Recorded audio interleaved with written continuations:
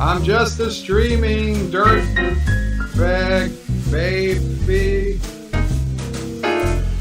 Come to my live stream, don't say maybe.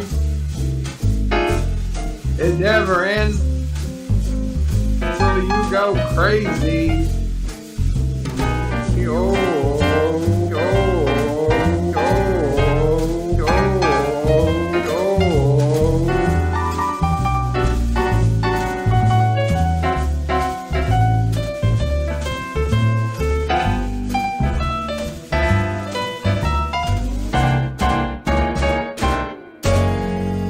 I'm just a streaming dirtbag, baby.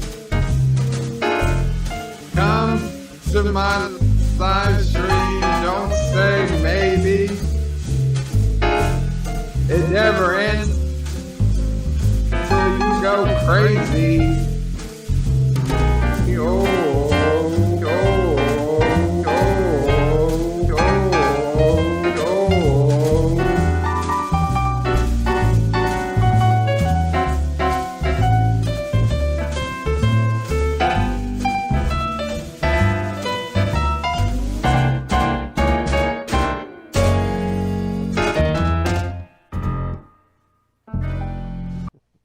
Hey guys, Michael J. Crawford, the Anti-Trucker here. Good to see you all. Hope you are all doing well this Friday. And so, yeah, fun times. I know the Gina Carano thing is still going on and whatever. And also, I actually had a great time watching WandaVison today, so I'm looking forward to talking with some people about that, I hope. And then, no, I did not fall asleep, Valor. I was actually having some technical problems with the computer just before I was getting ready to start the stream. But I do have a couple of friends here right now, so let me bring up good old Darren and Bird O Prey 5. How you guys doing? Hello world. Bird O Prey 5. Kapla. How's it going, apes? I still don't get the apes thing. Well, I know, but I did catch you bebopping to birds singing earlier here. Well, you know, it's birds. It's the music, not necessarily the singing. It's got a catchy tune to it. Gotcha. And yeah, I'm sorry, Bradley. I turned up the mic. I always have to turn up the mic when I'm doing these group live streams because I don't know. The unfortunately, I love this mic, the Shure 7B, but it's always underpowered. It's one of those mics that's just a real hog for power. We all know you turn it up because it makes it easier for you to talk over people. Yeah, that's what it is. What's up? What were we saying, Bird? If it's underpowered, it sounds like a bad mic. Well, no, it's actually one of the best mics in the business. It's just that it requires a lot of power, and it's just one of the things about that mic. And so most home setups don't have the power requirements for it. And what's up with echoes from Bird? Oh, I'll bet you. Let me check. I'll bet you I have.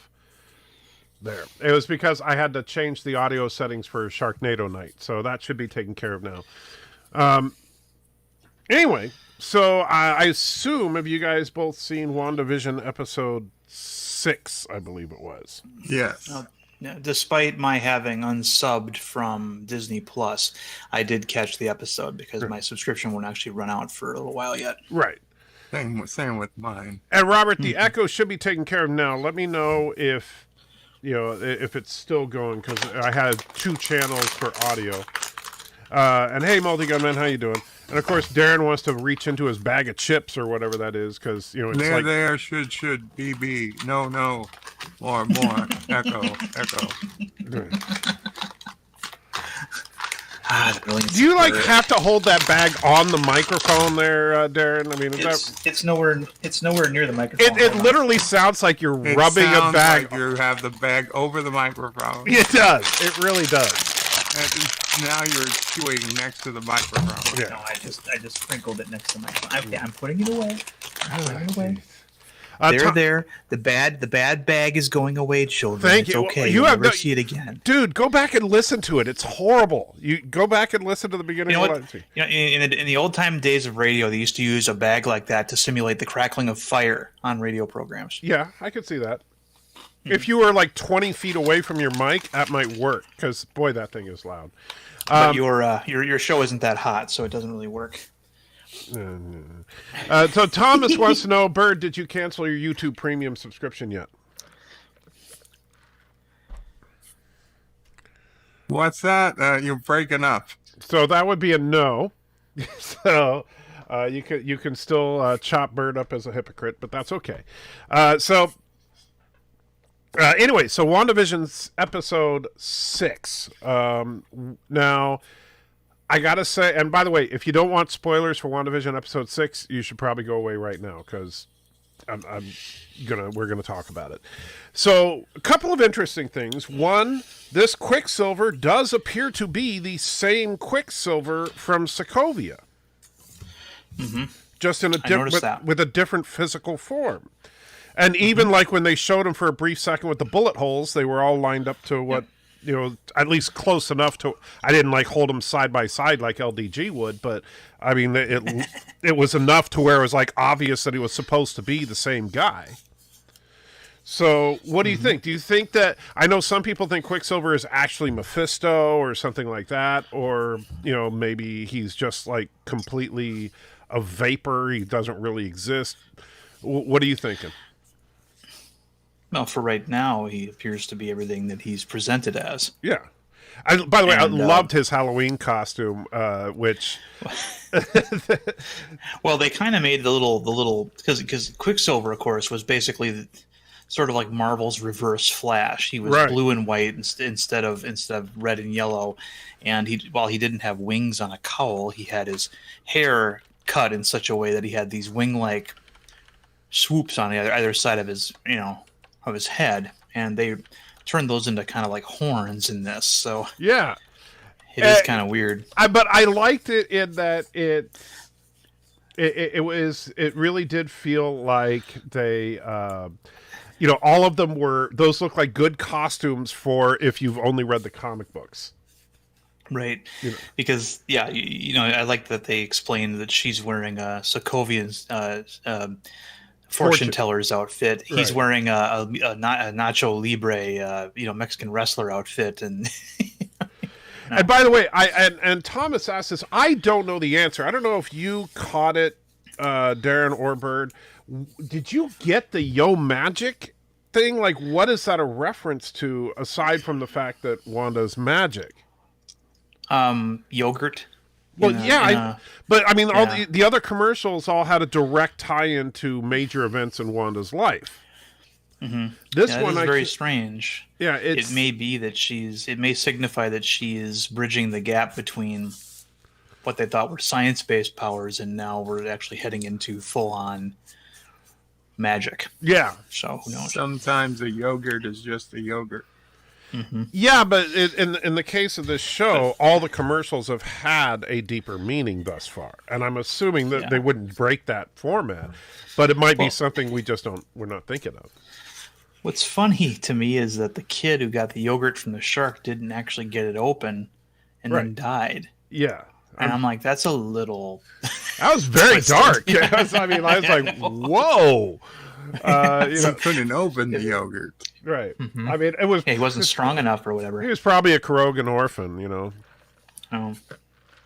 Anyway, no, the biggest news also is they clearly set up now the idea of Monica Rambeau transforming into something. Right. From all of her passages through the hex. Well, they kind of hinted at that before, because when they did the initial X-ray, how it was all blown out, like, she's radiating energy. So yeah, I definitely think we're going to see Monica's origin in the next episode or two. My biggest problem with the show, this episode was, what's his name, Mr. Sword, the guy who was in charge of Sword, the director, because he's acting a little bit too much. I mean, does every much of a white dick guy, or Does every white male character who's presumably heterosexual have to turn into an idiot fool when there's a female black lead? I don't necessarily think he's a fool. He went full on Bond villain. I don't necessarily think he's a fool, but he's definitely. Honestly, is his attitude really much different than what we saw from General Ross? He's basically playing the government role there. That she's a danger, and Wanda was the center of that as well. Right, but his behavior towards Monica was the big problem here, and then kicking them out of the project when they've clearly been valuable. Well, I'm wondering if he has some kind of more deeper evil. Someone scheme. mentioned his name is Hayward, and if you take out a couple letters, that spells Hydra. And so, if it turns out that he is a Hydra person, then I'm fine with how he's behaving. But if he just turns out to be a dick, then that's some pretty Discovery level writing there. I would agree with you on that, but I think that the way they've done the writing so far, I would be surprised if that was just they couldn't think of anything to do, so they just made him a dick. Right. And then here's another thing. Now, not only was Darcy once a poli-sci major, and now she's really into astrophysics, but she's also a computer hacker now too. Of course, yeah. Yes. Yeah, that didn't go over well with me. The Darcy just hacked. I actually like Darcy a little better in this one than I did in the first episode that she appeared in, because she felt more like Darcy. But I also was like, okay, so they need to pick a skill set and go with it. I know she's just like their into. Yeah, I know she's just like their go-to, science tech, girl, science girl. Yeah, she's the tech person. The guy in the chair, as Ned would have said from the Spider-Man films, right? She's right. And I'm okay with that, but yeah, I think they're kind of being a little too. Just giving her all the abilities with that because they need somebody to be able to do it. And LDG's brain donated $1. Wow, that's kind of scary. And also, Magazine is behind it. LDG says Agatha is behind everything, no matter what happened. Also, Magazine is behind it. I'm not sure what the Magazine reference is for, but I do think it's interesting. We'll get to Agatha in a minute, but. Or Agnes, yeah, I know. I keep calling her Agatha, but yeah, Agnes is in this one did genuinely appear to be under Wanda's spell. Well, yeah, that might be what she wanted us to think. Well, yeah, I'm sure that's what LDG is saying, but because he is so sold on the whole "she's behind everything" kind of thing. But it did seem, because it's not like Vision did the same thing to her that he did to the other dude, and it appeared to have the same effect. Mm-hmm. Now, the thing that got me was when Vision tried to leave the confined area, right? And he kind of disintegrated. Yeah, almost like you would assume like an old style TNG holodeck character if they left the holodeck almost. Right. He can't exist outside because he's dead.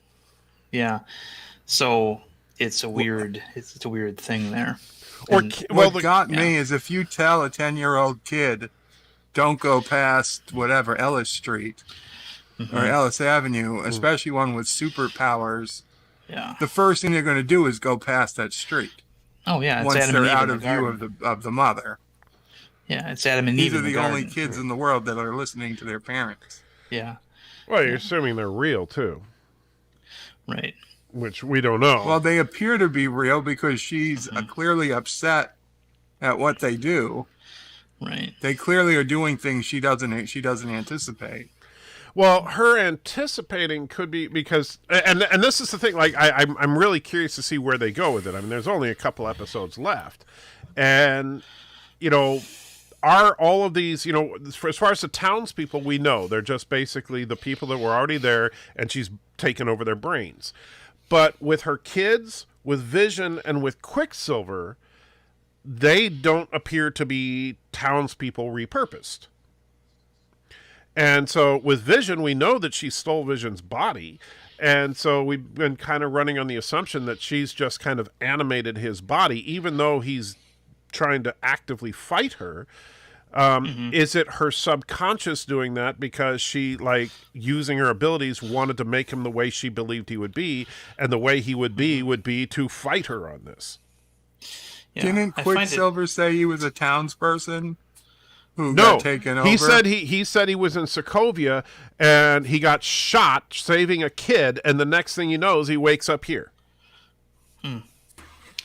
I thought it was interesting also that Vision didn't know who the Avengers were when Agnes said, "Your Vision. Are the Avengers going to save us?" And he's like, "Who are the Avengers?" So I thought that was an interesting line as well. Right. And so, it's an old backup. An old backup of Vision. Like, if you have to be pretty old, considering you joined the Avengers like 5 minutes after he was created. Yeah, he handed Thor his hammer. It's like one of the first things he did. It's the factory setup. No, it's like, they did a factory reset on him. That's how you push in the Mind Stone for 10 seconds and then slap him on the back of the head twice, and he does a factory reset. Anyway, but I do think that it's interesting that her reaction seemed a genuine, similar reaction to what we've seen from the other townspeople, and it does seem like, and especially because remember at the end, Wanda very specifically froze the entire reality and then expanded it outwards. This reality is completely under her control. She may not have set it up initially, but she is definitely powering it.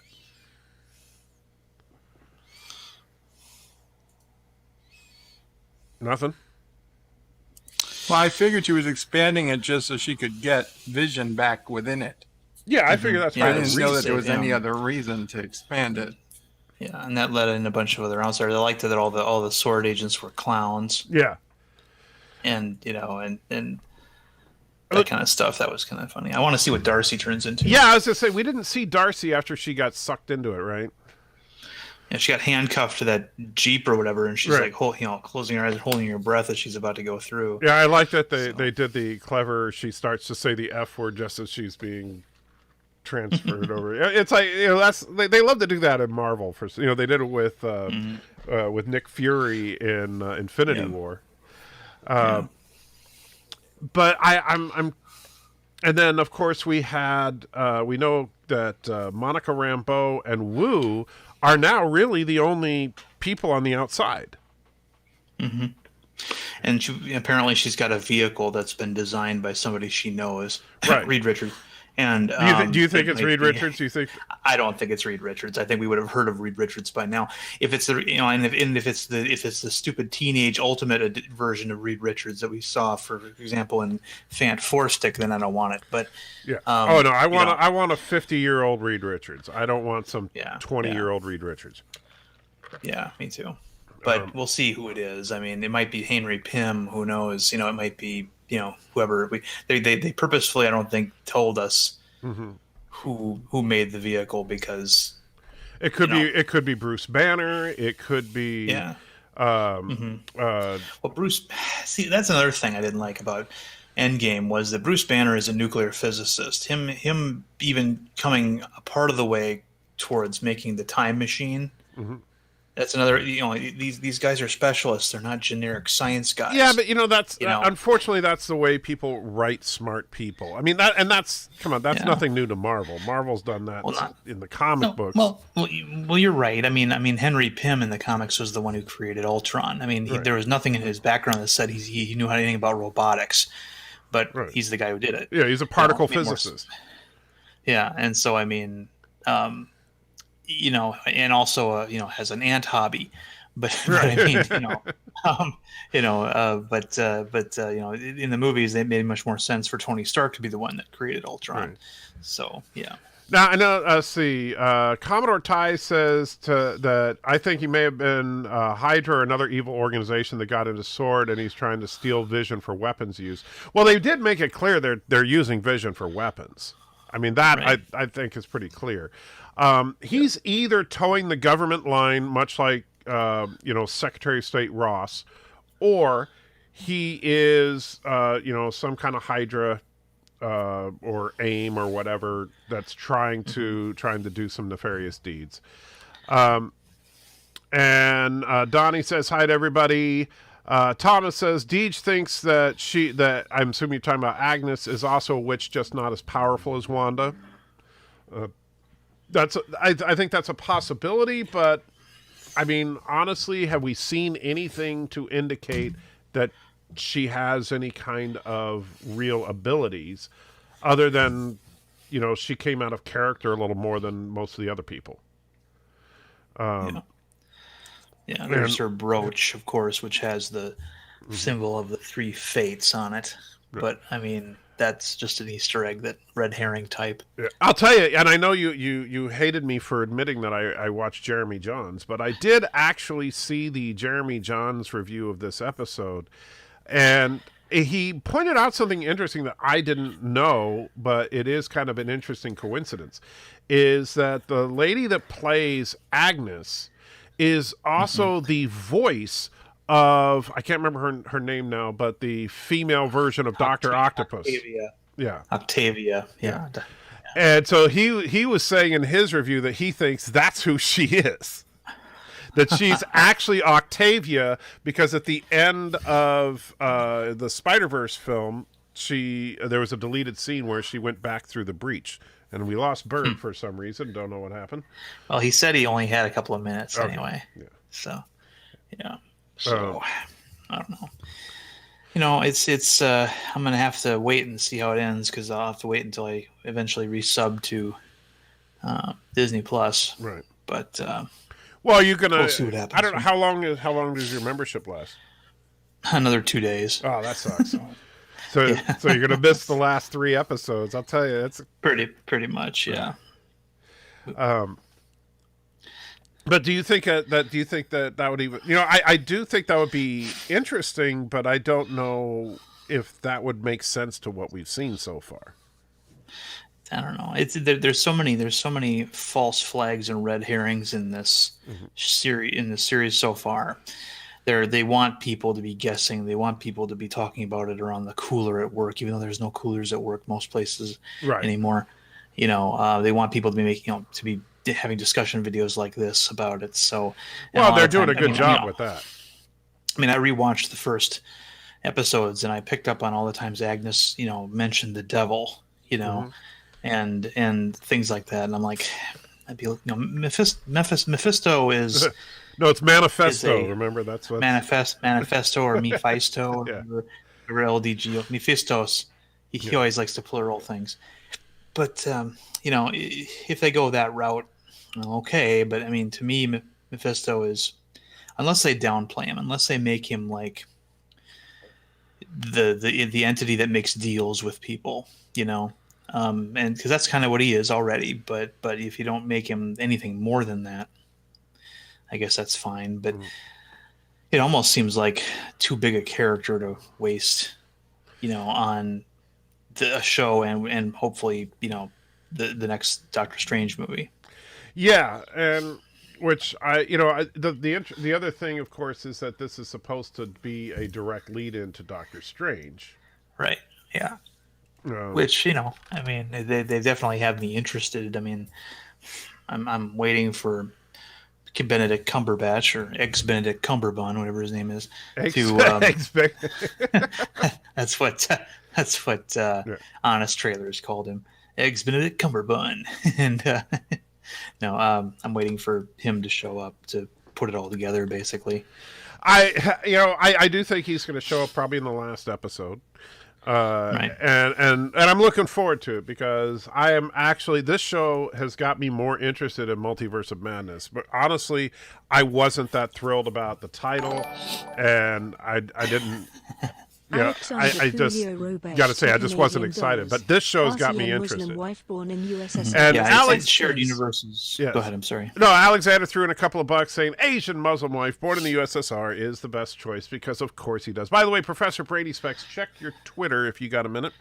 And Ian is here with us. How you doing, Ian? How you doing? Happy Friday, everyone. Darren, happy Friday. Mr. Crawford. Happy Friday, Ian.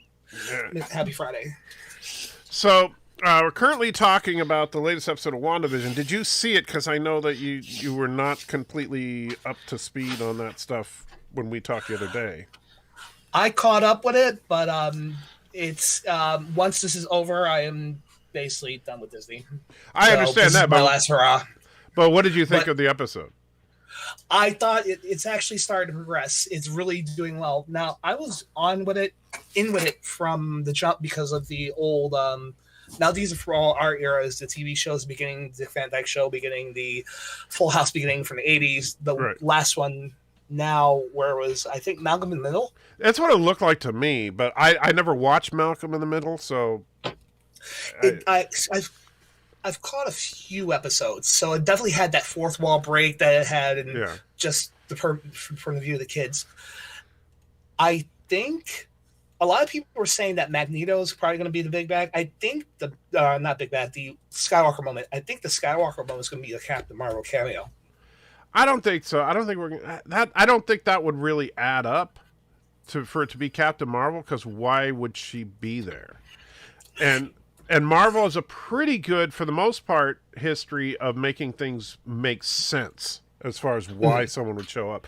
Doctor Strange showing up would make sense to me, because he's the only person on Earth right now that could possibly counter what's going on.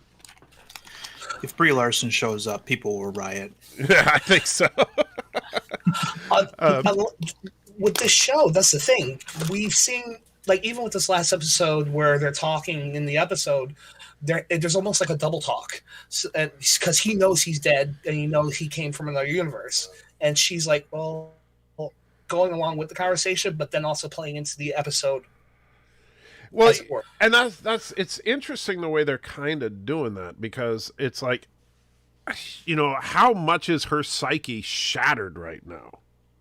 How much of this really is her? Like, is she playing dumb when she's talking to these people, or is she really, just not realizing what she's doing a lot of the time? By the way, Lancer says the correct answer is not Mr. Fantastic on the other side. It's Mr. Impossible. Go Team Venture.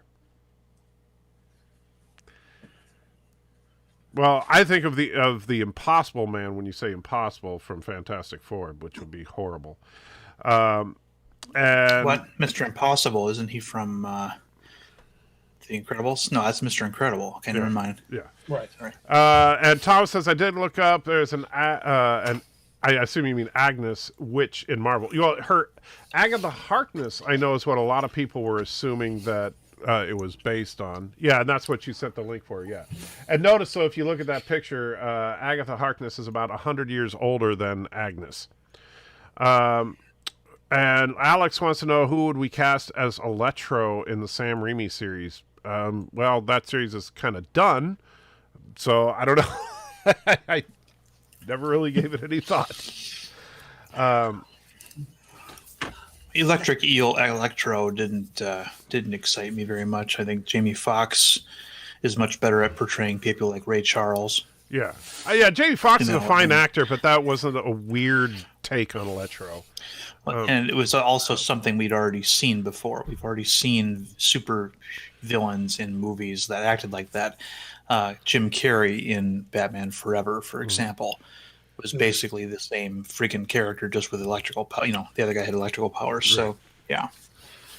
I wonder if they're going more for, like, the whole thing of Michael Keaton. They're trying to go off, what's the word, off-brand, off... Alexandra Pouliot what's the word? $2 Canadian. No, we are closer than I can't think of the word, but no one was expecting Michael Keaton to pull it off, so they're trying to hopefully the same thing for Jamie Foxx, and it just didn't work out. Right. Well, I think that I don't think it's Jamie Foxx's fault as much as just that particular take on the character just honestly was not that interesting. And then, who do you think MCU Doc Ock will romance Aunt May? No, I do not. And that's assuming that what's his name, Melina, is going to even be in the same universe as Aunt May, because that Spider-Man movie is going to be a universe jumping film by all accounts. Speaking of Electro from Amazing Spider-Man 2, you know who wrote that script, right? No, I do not off the top of my head. Alex Kurtzman wrote that script. Oh, okay. Well, there you go. There you go. Sorry to... Oh, that's all right. I mean, you know what? Sorry to piss in your Wheaties like that, but you know what? I did I say I was a huge fan of Alex Kurtzman's writing? No. So, Lancer says Ghost Rider could counter what's going on.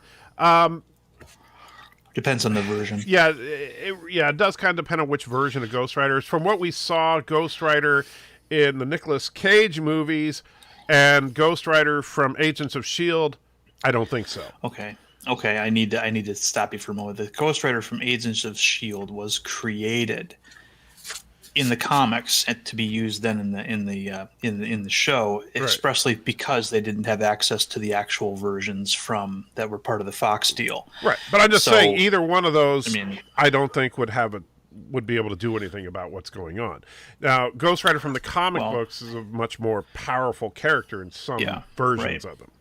But honestly, Ghost Rider, like the Nicolas Cage Ghost Rider, was just a dude with a souped up motorcycle, you know, and no, he was more than that. Well, I mean, he was super strong and stuff, but he wasn't. He was way more than that. He was able to. Did you see how he took out those demons? You saw how he defied every law of science. How he was able to ride. Yeah, that's because it's Nicolas Cage. Come on. No, that's because that's what that character can do. You see. Right, but that doesn't mean he couldn't necessarily. There's a direct correlation. There's a direct correlation between the Ghost Rider and Juggernaut. They both have one thing in common. They're both unstoppable. But this Ghost Rider, I mean, like, if anything that crosses into this hex dimension immediately transforms into something appropriate to whatever Wanda's vision is. And assuming Ghost Rider is not the lone exception to that rule, then that would kind of nullify his abilities. But that's why I think Doctor Strange would probably be the only character because he could look at that hex, figure out what it is, and come up with a counter to it to get in there. Because that's how he works. And in fact, one thing I think, and by the way, thank you, Alexander. You put in a couple more super chats. One is that he's closer than never, but I assume he means ever, to succeeding in his mission. He has some mission in Colorado that he won't say what it is. Okay. And then he also said MCU Aunt May should be in Falcon and Winter Soldier. I don't think we're going to see that because neither Falcon or Winter Soldier are Spider-Man. Yeah, just That's saying. Correct. That is correct. But anyway, the interesting thing I think of right now, and I think they're doing a good job with it as far as the way they're developing Scarlet Witch in this series, and comparing that to the way they built Benedict Cumberbatch, whatever, into Doctor Strange, is that like if you're a D&D player, then Doctor Strange is a he is what would you call it, a wizard, while Scarlet Witch is a sorceress, right? So one is studies, examines, is intellectual, everything is very disciplined. The other one is more chaos magic, and it's like emotional and that kind of thing. And they're both very powerful. But what he's going to do is he's going to show up and he's going to take one look at the hex field, and he's going to say, well, that's not a stellar phenomenon. That's a spell, right? And then he's going to figure it all out, and so yeah. No, I wonder. Nobody brings Wong with him. But that's a good thought. I wonder if he's able to actually get in.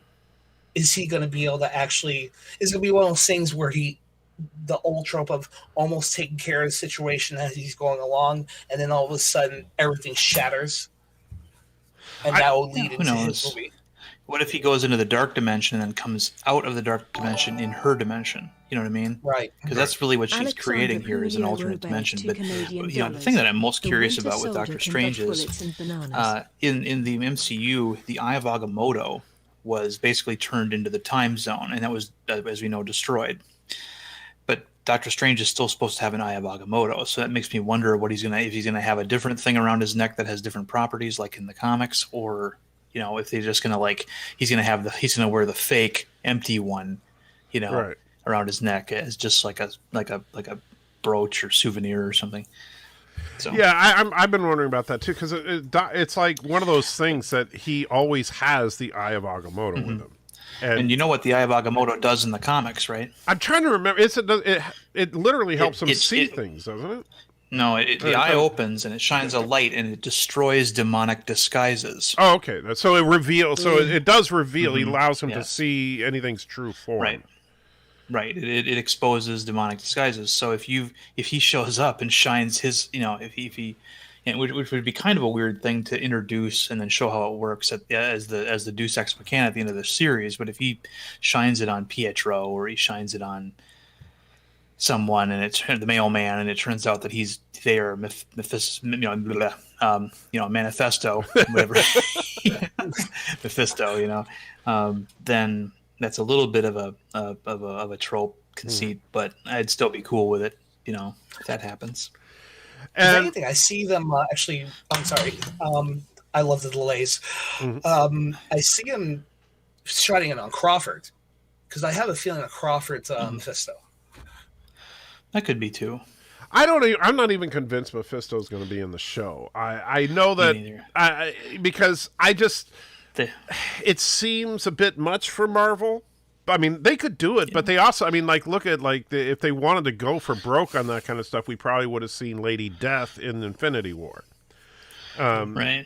And so I don't think that they're quite ready for that level of being yet. I do need to make the distinction here. The actual demon in the comics that was involved with the creation of the twins, the boys that Wanda and Vision had created, was actually a rather pathetic villain called Master Pandemonium, whose thing was that he had demons for arms. He had lost both of his arms in an accident or something, and so two demons decided to take their arms off and give him his arms. And the image I remember was of his arms becoming the two boys. And that's really disturbing. Yes, it was. And the boys weren't real in terms of they weren't tangibly real, but they were real for the purposes of Master Pandemonium. So, yeah. Now we got a couple more, 2 super chats from Alexander again. Boy, Alexander, thank you, my friend. And he says, number 1, the Winter Soldier can dodge bullets and bananas. Bananas, I would agree. I don't necessarily think the Winter Soldier can dodge bullets. He's not that fast. But because writing, anytime somebody shoots at him, they aim for his mechanical arm. We did see that in Civil War. It's kind of funny. They're shooting at him, and he literally holds up his hand, and they shoot him right in the palm of the hand. Just shoot anywhere else, and you'll kill the guy. And then he also says Conan can dodge bananas, war, wine, women. Conan probably could dodge a banana, but I don't think he'd need to. I'm just saying. Is this Conan the Destroyer or Conan O'Brien? Conan the Destroyer. Yeah, Alexander loves the Conan comics. He's got. I never really cared for Conan as myself, but that's just me. It is just you. Everybody else loves Conan. And Thomas says, I'm getting confused about people's names in the show. Thanks, LD. Yeah, I know. It's LD and Manifesto. Valor says, I remember years ago someone said the devil gave Peter a fisto when he undid his and MJ's marriage. All the time I thought his name was Fisto. No idea why Viv is laughing at me. Yeah, that was one of the worst Deus Ex Machina things. There's a lot of people who quit reading Spider-Man after decades because they just couldn't accept the idea that Peter would make a deal with Mephisto. Right. That no hero would do that, no matter how good the intentions were. And and I think that was a mistake. And it was one of the least brilliant things of the Quesada era. Well, I never read that particular story. I did hear about it, and I laughed quite literally out loud when somebody told me that Peter's basically made a deal with the devil to annul his marriage. Yeah, I was like, really? Yeah. Well, he did it to save Aunt May, and the side effect was that he was no longer married; that he was back to being a single guy. And then they changed him into a Ted Cord mini Tony Stark character, where he was like he was a tech millionaire now because because obviously Peter Parker has these ability to make these cool little inventions like the web spinners, right? And he was making these really cool little kitchen appliances, and all of a sudden he's got a building with his name on it, and he's living in the penthouse, and suddenly he's rich, and it's like. That's a far cry from that's not Peter Parker. Yeah, that's not Spider-Man. Yeah, I know it's not at all. And yeah, it was an awful idea. And Alexander, now here's a good one for you, and now I definitely need to get your guys' opinions on this. MCU Aunt May could be the female Punisher in jeans.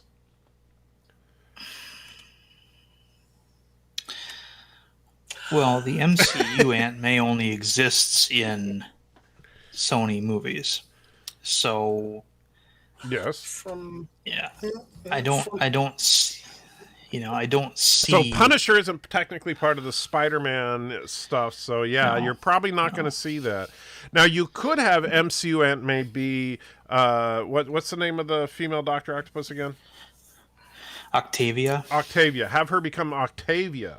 There you go. So if you want to do something with MCU Aunt May, have her be Octavia. Yeah.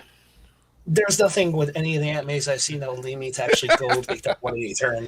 Well, you have to understand, Alexander is insane. Okay, never mind. Yeah. So I love him to death, but he is completely insane. So, and he is don't say clinically insane. No, I didn't. You're not qualified. I didn't say clinically. I said completely. Yes, but you have said that in videos. Yeah. Well, I did. Anyway. Didn't mean to. Alexander, I am not a clinician. I am not a mental health expert. So, but yeah, I'm just insane. Yeah, but you are insane in a lowercase kind of way. Yes. Mm-hmm. So, but I think that I find what they're doing with the MCU to be interesting. I understand that people have their frustrations with Disney right now. Properly placed or not. Personally, I think as far as what we've seen so far, more not than properly, just based on the fact that there's nothing out there that officially says, by the way, we fired her because of this. It only says that she's not working for us and there aren't any plans in the future. They said that they thought her comments were abhorrent. And they did. And I understand that, but at the same time, you know what? What do you expect from a liberal company? I mean, I expect them to act like a company. Well, the problem is that it's Hollywood, and and I'm sorry, if you're an actor in Hollywood and you start putting that kind of rhetoric online, you're going to get blacklisted. Mm-hmm. That's how, and I don't like it. Believe me, I don't. Was it right that they did it back in the 40s? No, obviously not. But I also am not going to sit there and say that means that everything Marvel is bad or everything that Disney puts out is bad. But it's just that was a bad choice. Mm-hmm. I am not making a video on it like so many other people have. I simply decided to respond in the only way that really matters, with my money. No, and I understand, and I totally respect people that do it. If you feel, and this goes to anybody out there, if you feel convicted that you can't support Disney Plus because of their choice with Gina, I'm perfectly okay with that. But I'm also saying that the way that I feel about Hollywood is that if I was going to try to, to have a clean soul, if you will, and anytime I see a Hollywood production company do something horrible in the name of liberalism, I'm not going to support them, then I wouldn't watch anything ever. I just want Disney to get control of Lucasfilm. Right. Oh, yeah. It's right now. That subsidiary of theirs is not in control. It's you've got all indications are they've got two warring factions. Right. And you got Team Favreau and Team Kennedy, basically. Yep, and Team Kennedy would like nothing more than to get rid of the actress who plays the only real strong independent woman, right? And that's right what now. That's why it's so frustrating to me, is that Gina and I don't know if you remember, but when that episode of season 1 came out, when they first showed her, I was like, it's about time they did a strong female character right. Mm-hmm. Exactly. And I mean, when she beat the Mandalorian down, it was completely believable. Oh, know. yeah. And by the way, Alexander now, and this goes back to the Alexander is insane. Jar Jar Binks should join the Avengers in Phase 5. The one thing I would love to have seen was a Darth Jar Jar. I know that was like a little thing back a couple years ago, but I could have totally seen that total like switch from just like the bumbling idiot to like Mr. Jar Jar, Darth Jar Jar, Mr. the Jedi. You know, Mr. know the dark side. How do you do though a clumsy Sith Lord? Because he was his thing. He was faking it the whole time. You see, like. If you look at the Phantom Menace, I almost said the Fandom Menace. If you look at the Phantom Menace, and when Jar Jar accidentally, single-handedly wipes out half that droid army, you see, none of that was an accident. He was playing the buffoon, but he was using the Force to control all the Boombas to take out all the droids. Another thing that was said too was that his style of fighting is almost likened to drunken boxing. So that if you know the style of drunken boxing, you're going around this, that, and third, but every movement is purposeful. Yeah. Now, granted, all that's obviously a load of crap, but it would be hilarious if they actually did something with that. I think it'd be neat if he used his ears to slap people. Like, you know. Yeah, well, he could. Yeah, and in fact, you know, remember when he first meets. Qui-Gon and Obi-Wan, Qui-Gon had to duck to avoid getting hit by the ears. So, you know, there's that. And Positive Candor bought a Jar Jar Binks Black Series figure. I don't know what a Black Series figure is. I assume it's some kind of collector's thing, but I'm sorry. I'm not up on the figures. Is a Black Series not a good series? I don't know. I've never heard of it before. But I know Positive Candor is a bigger Star Wars fan than me, so let's see. Black Series figures. Let's see. I guess it's just like their Star Wars action figures in a black box. I mean, they're nice looking, I suppose. That's a selling point. There you go. Yeah. Special edition. Yeah. I can hear my own voice coming through. Well, maybe it's because your microphone is turned up again. No, I don't think so. Coming through your headset. Maybe. How could your microphone be coming through? That doesn't. My words are playing in your headset, which is being picked up by your microphone. My microphone's not that sensitive. Is it mine? Maybe. I can hear it. I don't know. Turn my end up. Can you still hear me? We can hear you. Okay. I will say the figures do look pretty good. The Black Series figures are definitely much higher detailed than what you normally see. And I see the Jar Jar one. He's holding the shield, you know, those like energy shields that they had, and he's got like a staff. You know, but if I were going to get one, I'd probably get some, like they have the Mandalorian characters in there too, like Moff Gideon and stuff like that. I just looked. Is that a action figure or is that a statuette? These look like it is a figure. They're action figures. They're really high quality. There are some articulation there, aren't there? Yeah. Gotcha. But yeah, and they're not that bad. I mean, $20 isn't too bad for a lot of those. So you know, you could really make Jar Jar if he like became a Sith Lord and or revealed that he was all along or something. He could actually be a really scary Sith Lord if you know, sithed him up a little bit, you know. So yeah, fighting something with eyes on stalks like that. Oh yeah, I mean, how you could never sneak up on him. And they actually have a Black Series of Rey in her dark side vision, which was like the one time I thought Rey looked cool. So.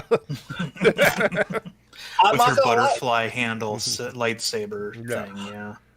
When she flashed her teeth, it scared the hell out of me. Oh, she had bad teeth in that? She had like, they're all like canines. She like, they were like, they were like razor teeth. Yeah.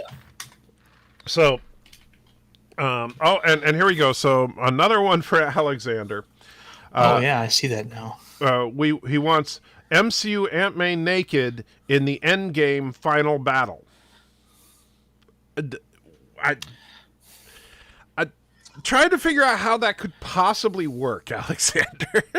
So, I mean, I guess Alexandra she could be $2 like Want MCU Aunt May a and Ted distraction. Games final battle. You know, like if she ran out into the middle of the. Jar Jar Oh wait, Jar Jar underscore Binks just $1. donated $1. Squeeze me, Alexandra needs a no like Momo. Mesa love Momo user should follow me now and do the Momo challenge. Okay. So, Jar Jar Binks says, I know you guys can't hear the automatic voice, but it says, "Excuse me, Alexander, yousa no like Momo. Misa love Momo. Yousa should follow me now and do the Momo challenge. Okay, 80?" So there you go, Alexander. Jar Jar Binks wants you to do the Momo challenge, which I don't know if you know about the Momo challenge thing, Ian, but that's a whole other craziness thing. Yeah. I'm still imagining what MCU Aunt May would be doing. It would be like, look at me, and then Thanos would just be like, it would be kind of like, you know, you could do it just like in the movie Airplane, like the big battle is going on, and then all of a sudden Aunt May just jumps out and shakes her boobs at the camera, and then runs away. And during that moment, you know, Thanos is like, huh? And then that's when everybody hits Thanos. That's about the only way I could see that working.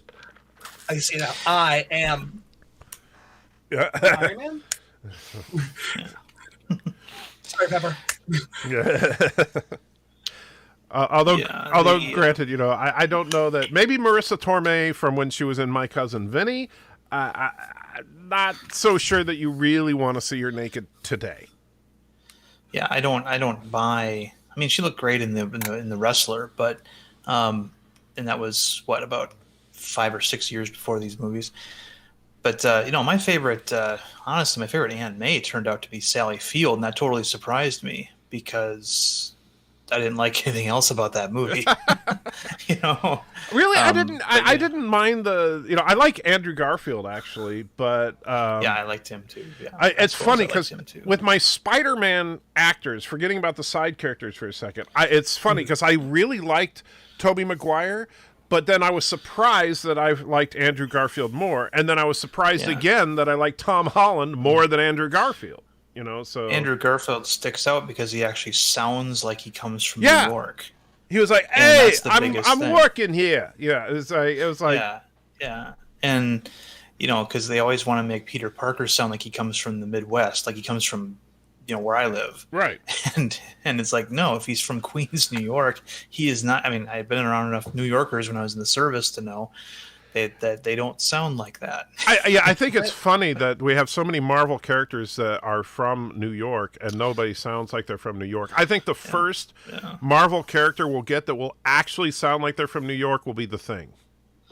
Yeah, Ben Grimm is the go-to. Yeah, you have to do a good New York accent on him. Yeah. Now, this is the thing. I wonder if it was a style choice for the actor or was it a director choice, but why they would not make the New York Avengers or Mutants. That would be a that's a directorial thing because they would hire a dialect coach because like Tom Holland and Andrew Garfield are both English. And so they both needed a dialect coach regardless, and so the accent they do is very, very purposeful. Yeah, the reason why it's the same reason why they like to recruit news anchors from the Midwest. Because, you know, if you go down to Louisiana, you hear the news, it's not in a Southern twang at all. Well, even here, the Nashville news in my area, they all speak with a Midwest to West Coast accent. That's just what's... Right. That's what they want, and that's what they think everybody wants, and so that's one of the reasons why there's a lot of call centers in the Midwest as well, because it's harder to, you know, but it's more like a generic American accent kind of deal.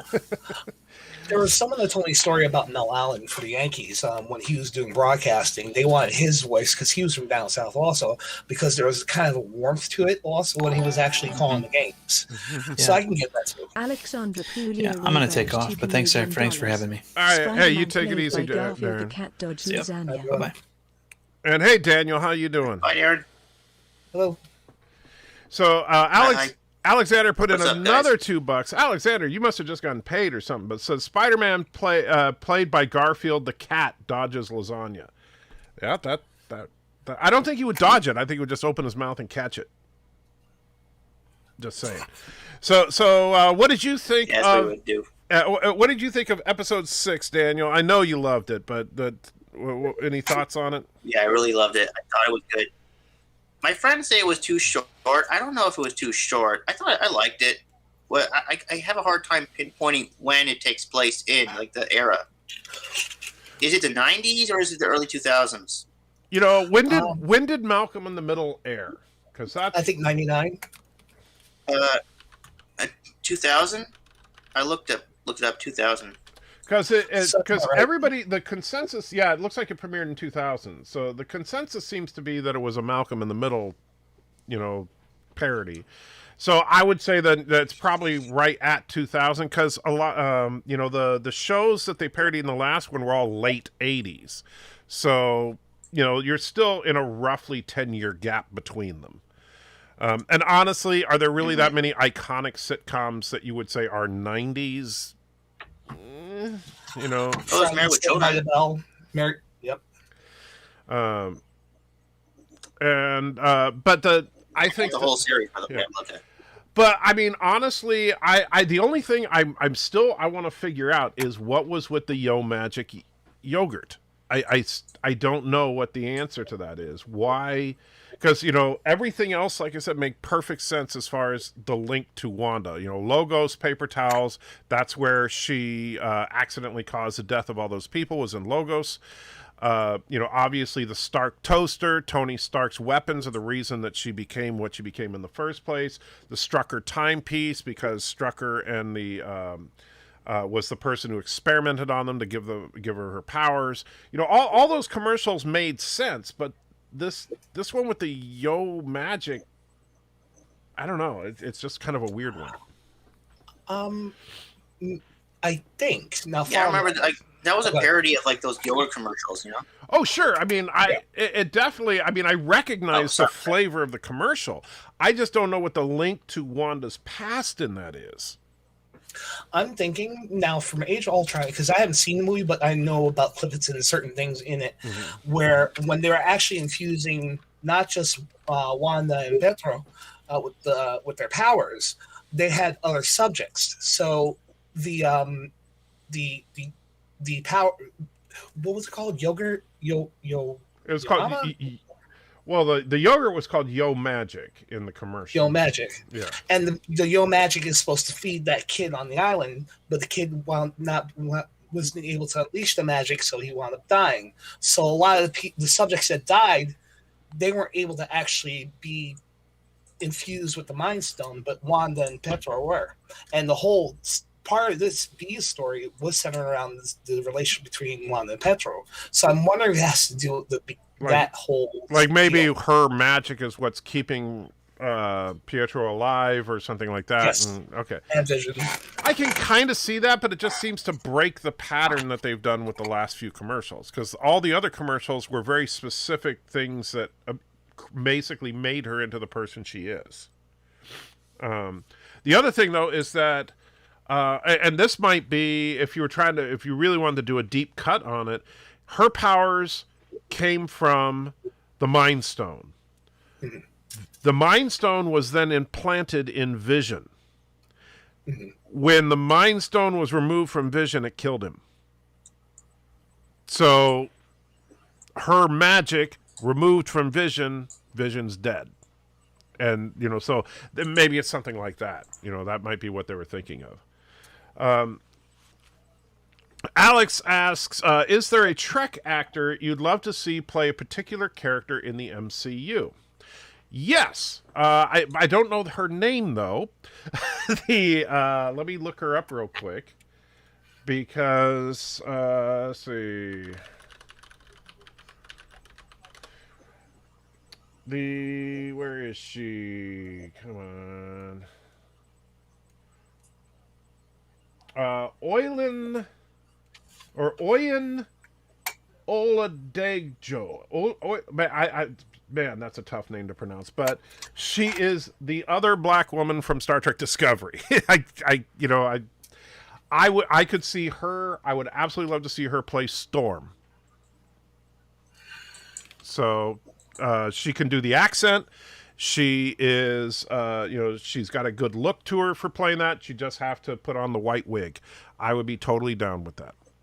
So, well, Storm is from Africa, correct? Yes, Kenya specifically. So, perfect. So if you want to get that certain indigenous African look, then that's perfect. Yeah, actually. Yeah, and I don't know, where is she from? She's from Nigeria. Close enough. I know that that's technically being a little insensitive, but because Nigerians are not Kenyans, but at the same time, to most of the world's audience, they're not going to know the difference. And I get called a Dominican on almost a daily basis. Mm-hmm. You just have to let it roll. Yeah. But yeah, that'd be a good pick, actually. Yeah. So that would be my pick if I was going to take a Star Trek actor, move him into the MCU. That is absolutely who I would pick. And I apologize that I do not know how to pronounce her name properly. African names can be very difficult. My late sister-in-law, her name was spelt Ime, and it was pronounced Ime. And so, it's just, African names are not generally pronounced the way that they look in their American spellings. So, and I'm not going to pretend that I know exactly how you pronounce her name. Renegade asks, could the Yo Magic be a reference to the future Doctor Strange movie? It could be, but again, that would break the pattern, because so far all the commercials have referenced Wanda's past. And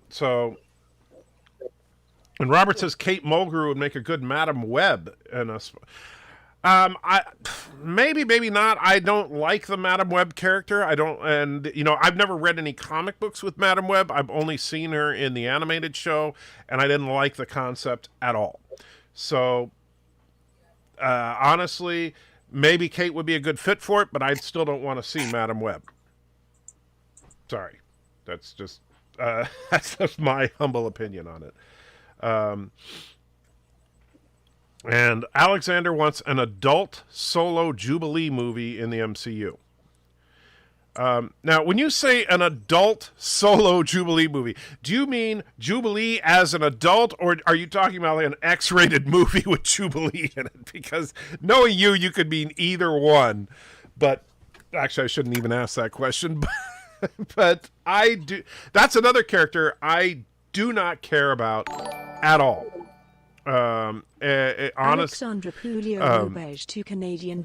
I want an adult solo Jubilee movie in the MCU. Again, like Madam Web, I do not have any comic books with Jubilee in them. I've only seen her from the X-Men animated series, and I never cared about her character. To me, she's just discount Sprite. Sprite from the Uncanny X-Men, who was their kid that joined the team. And Jubilee was kind of the replacement for that in the animated series. Actually, I'm not sure if this is too forward for your channel, but Mr. Braun is actually making a Black Widow movie now. That came up with my Twitter feed today. The what? Say that again. Who's Mr. Braun, Axel Braun, Captain Marvel director. He's making a Black Widow movie now. Well, the Black Widow movie has already been made. Oh no, his version of Black Widow. Oh, okay. Well, I don't. So, who is that? Is that? Oh, he's the director that made the other version of Captain Marvel. Well, I mean, what did he do it like on YouTube or something, or? Oh no, he has his own production company. It's an adult production company. Oh, okay, so it's like a porno. Okay, yeah, I'm not into that stuff, but hey, whatever floats your boat. That's just not my thing, but that's why I didn't know who you were talking about. I'm sorry, Ian. That's what I figured. I'm trying. It's not my thing either, but I noticed that pop this far. This is as far as I go. That part of life actually started folding in especially on Twitter, and not just on Twitter, but also within fandom. So I try to keep my ear and eye open on that stuff too. Just because of the toxicity of it, I've been avoiding Twitter like the plague for the most part. So I go there every now and then to check to see if I have any direct messages, but I purposefully try to avoid reading any tweets unless there's something like some big news story about someone's tweet, and I'll see if I can find it. But other than that, and Renegade says, not quite breaking the pattern. The ads are also chronological. Stark killed her parents. Strucker took her in. Logos. And she had power upgrades since Endgame. Well, I don't think she's had a power upgrade since Endgame. I think she's just unleashed her power at its full potential for the first time. Because do keep in mind, she is the only character that we've seen in a straight-up fair fight completely manhandle Thanos. It's a shame what grief will do to a person. That's if they wanted to go for that metaphor, it really worked out well. This whole show, I feel it's a metaphor for grief and loss. There was even one line where she said she felt alone and she lost everything, and it's so true. She lost her brother, her boyfriend, /husband, what have you. Alexander the chance for family and normal life, and it's just messing with her head. Well, and that's also something that they did do in the comic books. Now, I never read it, but Darren's told me about it before. Is that basically because of the loss of her children and Vision in the comics, she ended up becoming a villain. And here it does very much look like she may be the antagonist in Doctor Strange, and which I'm telling you, if she's a bad guy, good luck, because she's going to be pretty tough to beat. And that's actually something that I like, is that it seems like, oh man, she's kind of overpowered, but then if she goes evil, all of a sudden that becomes interesting. Because good guys that are, that's the Superman problem.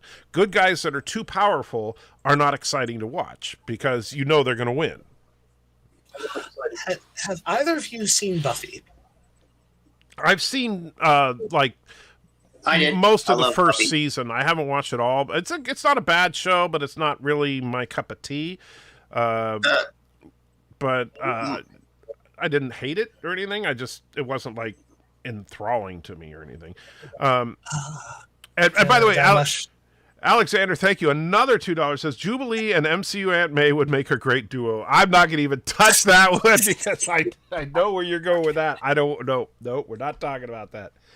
Are we talking about a baking competition? I'd love cake. Yeah, I think that. I don't think that's what he's talking about, but that's in my head. I couldn't watch Buffy when I was a kid. I wanted to, but my parents, since they're Christian, they always told me to stay away from that stuff. Mm. Well, doesn't have anything to do with me a Christian, at least not to me. I just, I was kind of afraid if I watched that stuff, something bad would happen. Okay. I'm not sure if I even should, since you haven't seen it. You have. I just want to say the storyline where Willow goes evil. That one was good. I like that. If you she was OP. So I'll try to explain it without spoilers, and Daniel will just try to back me up. So something happens to her personally in her life where she loses something that's held dear to her. Mm-hmm. She winds up becoming evil, and she winds up going nuts and doing things that she wouldn't necessarily do. But eventually it took one of her close friends to talk her down and bring her back to being a good witch again. Okay. So I'm wondering if they're actually going to be, and of course by Joss Whedon. Joss Whedon's been in the MCU. Right. I know this is sort of leaping here, but I wonder if they're going to go for that arc. I don't know, but I would like to see, honestly, and I don't know if they have the guts to do it, but I would like to see them keep her evil. I don't want to see her she's evil for this movie, but then at the end of the movie, she comes back to the light side. I would rather see her be a full-on villain moving forward. Would you? Scarlet Witch. Would you? Yeah, but would you want to see Doctor Strange? A lot of people saying Doctor Strange is going to have to kill her. No, I don't want her to get killed. And, I think that I think somehow maybe he banishes her to some other dimension or whatever. Or maybe, they have this big fight and there's a big explosion and he thinks she's dead, but she really teleported away or something, so that she can come back and fight another day. But considering I like the fact that her power is basically pure chaos magic, and that she's like a dark side force user. I mean, she's she can basically manifest pretty much anything she wants as long as she's angry enough, and I think that could make a really difficult thing for the Avengers to deal with, because a lot of the Avengers have personal ties to her. And so how do you fight someone that you like? For example, Hawkeye in Age of Ultron is basically the reason she became a hero in the first place. So if Hawkeye has to fight her, how does he deal with that? So I think that could make for some interesting situations. I also could see them using her to then help Doctor Doom become more into the mystic arts and stuff, because Doctor Doom, if they do it right, is supposed to be like a combination of Doctor Strange and Iron Man. If you take those two and roll them together, that's what Doctor Doom is. He uses all the mystical power of a Doctor Strange and all the tech of Iron Man. And so imagine that combination. What we've seen in the movies with Doctor Doom so far is basically a dude that can shoot lightning, and it's kind of boring. You didn't like that? I thought it was cool. The effect was fine, but no, I didn't like it. He looked OP. In which are you talking about? In which one? Which version are you talking about? Fantastic Four 1. When you saw him shooting lightning out of his hands. Nah, you know what? Doctor Doom is supposed to be way more badass than what you saw in that movie. That movie's Doctor Doom was a complete wimp compared to what he is in the comic books. In the comic books, keep in mind, the Fantastic Four in the comics have gone up against some of the toughest beings in the universe, Galactus included. And in fact, Galactus first appeared in the Fantastic Four, as did the Silver Surfer. A lot of cosmic entities got their start in Fantastic Four. And Doctor Doom, in a straight-up fight, can go toe-to-toe with all four of them.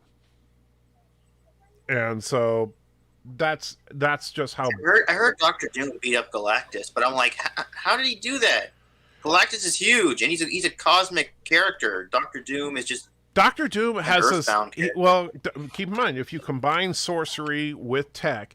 Doctor Doom's done a lot of interesting things. Like he developed in the Secret Wars, he developed a device that would actually siphon off the power of a cosmic entity, so that he became that cosmic entity that dwarfed Galactus's power. And so he did that? Yeah, he absolutely did that. And Doctor Doom he's the second smartest guy in the Marvel universe. The only person smarter than him is Reed Richards, and the difference between them is like 1 IQ point. So they are like, he's incredibly intelligent.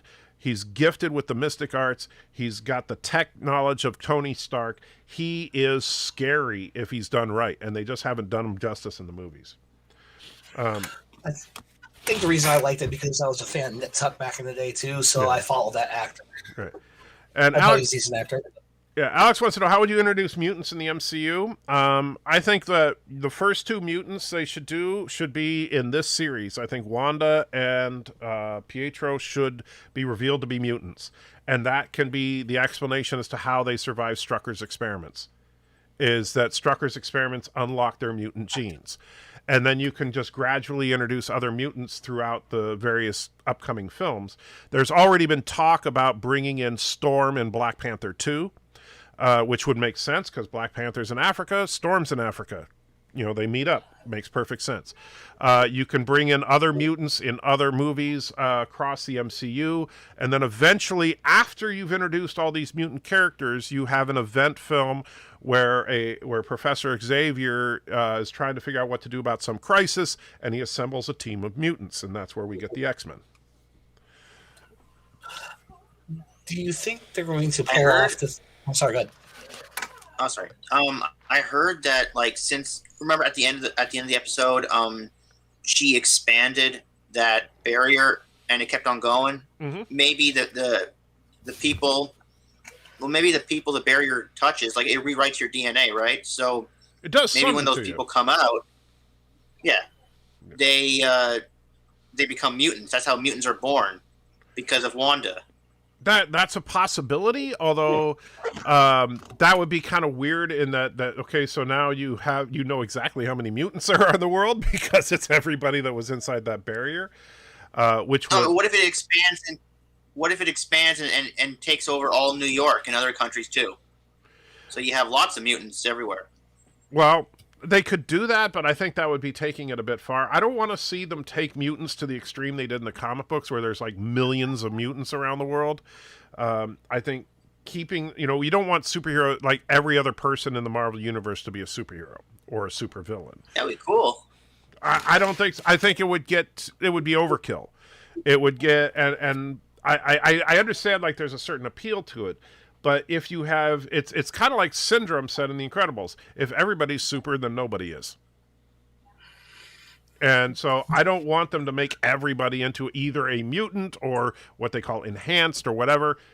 I make it a relatively rare thing because otherwise every other person is just going to have superpowers. And every time somebody walks into a bar, a brawl will fight and break out and people will be zapping each other with laser eyes and stuff. And it just, I think that's just getting a little crazy. And then there would be like certain story. Wasn't there like a Mutant Accords or something? What was it in X-Men 3 where that storyline where they're trying to actually the cure? Oh yeah, that wouldn't make sense. And well, the X-Men. I mean, the X-Men: The Last Stand was kind of a bad movie, but the mutants thing, and that's where they actually came. This is something that did involve Scarlet Witch, is that truly using her powers to the maximum ability, she can alter reality. And she simply said the words, "No more mutants," and all of a sudden, almost every mutant across the planet disappeared. Or lost their powers and stuff. So she has that level of power. So she could be the catalyst that causes mutants. But then you got to start explaining, well, why would Professor X be such a well-developed mutant if they just became mutants last week? So I think that it's better to have it so that the mutants are already out there. Yeah, they've just been kind of living underground because they don't want to be labeled as freaks and all that. Yeah. And especially if they're trying to bring in the Fox universe. Also, remember when? Sorry. I'll start with that. No, you're But fine. remember when Thanos snapped, right? We had 3 snaps. Thanos snapped once, and then Hulk snapped another time, and then finally, what's his face snapped the final time? Iron Man. Oh, yeah. Iron Man, yeah. So, like, you had gamma radiation going. That's a lot of gamma radiation coming out of the gauntlet, right? Maybe that could have been the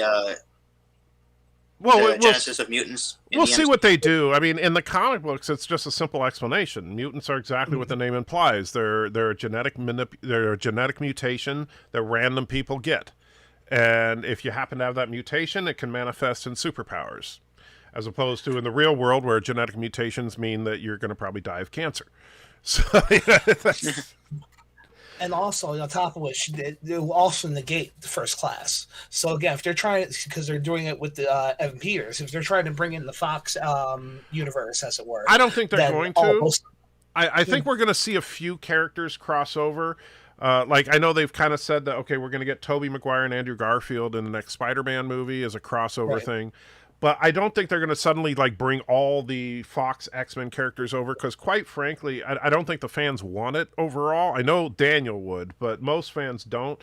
Because, number one, and Robert actually kind of pointed out, the movie's left out that Juggernaut is Xavier's brother. That's because the Fox X-Men films are absolutely horrifically bad when it comes to any respecting the source material at all.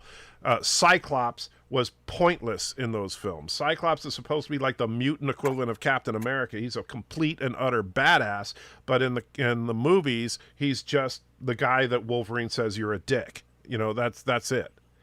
And the Phoenix story, an awesome story that they ruined twice. The Days of Future Past story, well, they only ruined that one once. The Apocalypse story, horribly done. All these stories that are classic X-Men stories, they just missed the mark on every single one of them. The only character that really stood out there are 2 characters that stood out as being awesome in the Fox X-Men films. Wolverine, which I disagree with, even though a lot of people hate me for it, and that's just because Hugh Jackman did fine with the character he was given, but that character is not Wolverine. Wolverine is not an underwear model. Wolverine is a short, ugly troll. And unfortunately, they just didn't do him justice. And then Quicksilver, and because everybody loved the Quicksilver scenes in the X-Men movies that he appeared in, but that's it. That's really the only thing that those movies have going for them. Now they already brought Quicksilver. You didn't like Ian McKellen's Magneto or Patrick Stewart's... I thought Ian McKellen and Patrick Stewart were good with each other, but overall, no. I think that Magneto was underpowered in the movies. I think Professor X was... I like Patrick Stewart's performance overall, but then the way they butchered him in Logan ruined the character forever for me. See, I thought Kelsey Grammer's Beast was actually pretty good. Oh, he was good. I thought Kelsey Grammer was a great pick for Beast, but he was underutilized. He was like, okay, he's there, but they didn't do enough with him. Beast is the brains of the operation. He's like really smart, and they never really took advantage of having Kelsey Grammer around. Because Kelsey Grammer is a great pick if you want someone that just sounds like he's smart. That's what Kelsey Grammer does, which is too bad he was underutilized. But you know, Kelsey Grammer, I don't know how old he is, but he's too old to be playing a superhero for the next 20 years, right? So you need to get a cast that's young enough to be able to do these parts for a while. And I don't see most of the actors from the X movies were either just horrible or are too old. And I mean, Hugh Jackman loved the guy, but he's not going to want to keep having to, work out the way he has been for the Wolverine films for the next 20 years.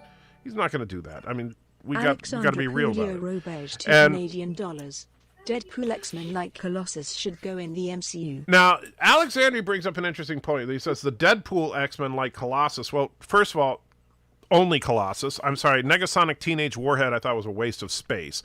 I loved Colossus. And by the way, Gina Carano was in that movie. She was awesome in it. She fought Colossus toe-to-toe, and it was a great fight. But that Colossus was 100% Colossus from the comic books. Colossus in the X-Men, the regular X-Men Fox movies was garbage. Now, that's just my personal opinion on it, but I did like it. Anyway, but I do need to wrap things up because it's getting late and I got to work bright and early in the morning. So first and foremost, I want to say thank you to Ian and Daniel for hanging out, and Darren earlier. Appreciate it, guys.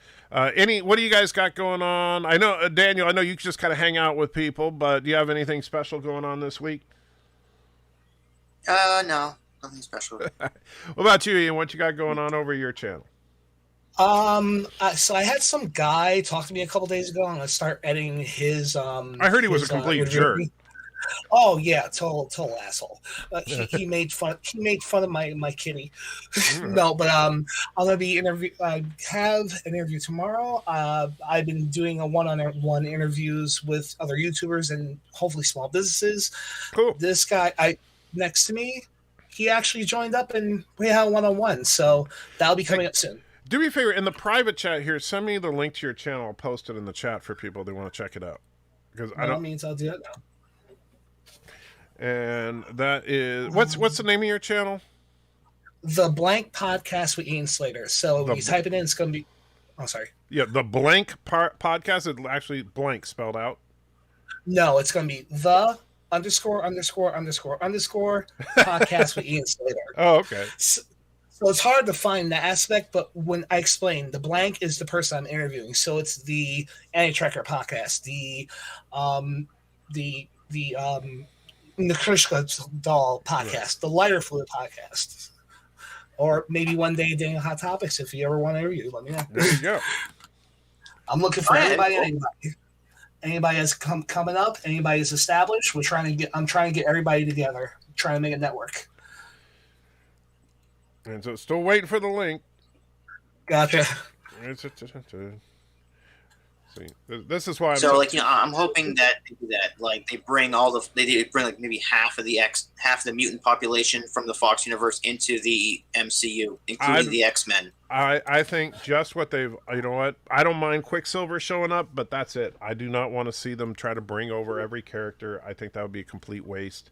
Because quite frankly, I mean, we can bring over Hugh Jackman. He doesn't have to be Wolverine. I mean, he can be Logan, but he doesn't have to be a part of the X-Men. He can just be a recurring character. What would the point? He can be stuck in the MCU. Why would he's like the cameo? He's the cameo guy, like Stan Lee. Have him. I don't mind if you cameo him in Deadpool. I'd be okay with that. There's the link to Ian's channel, guys. So check it out. I mean, do you know how much value that would add to the MCU if people know Hugh Jackman's Wolverine is in the MCU? He's like a wanderer. He just wanders around, cameoing. Do you what? I understand what you're saying, but you do realize that the MCU is the single most successful film franchise in history. I don't think they're worried about adding value at this point. I think they want to do whatever makes sense for the story. And honestly, to bring in Hugh Jackman like that would be a detriment to the universe, because even though there would be a lot of people saying, "Oh, cool, Hugh Jackman, Wolverine," but he's not going to show up and be featured in 25 films because he's too old for it. He's done with it. That's why he wanted to do Logan as an exit of the character. And I don't blame him for that. You can't stay that jacked and for a long period of time, especially as you're getting older. I don't know how old Hugh Jackman is, but he's not getting 50s. Yeah, he's not getting younger.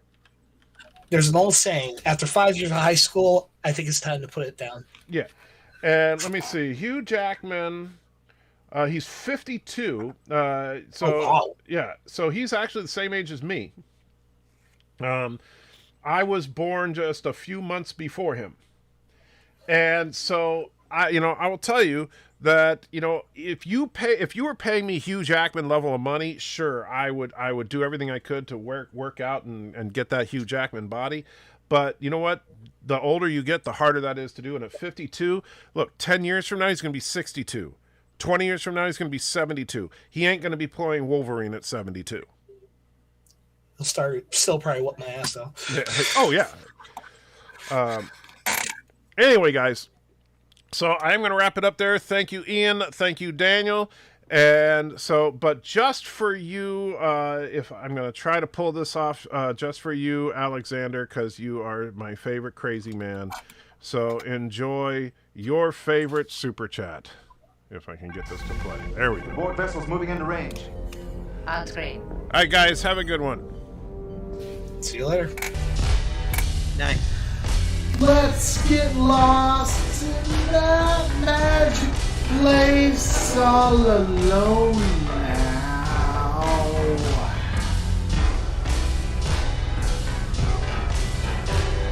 Drink a fill from my fountain of love, wet your lips.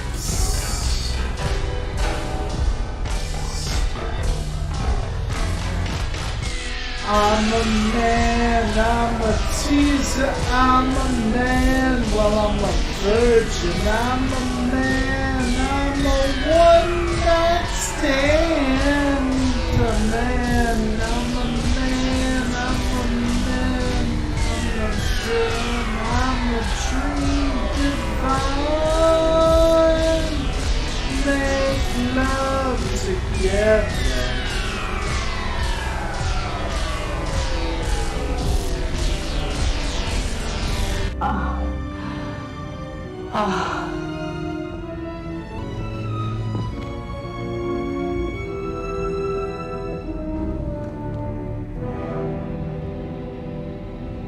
He's dead.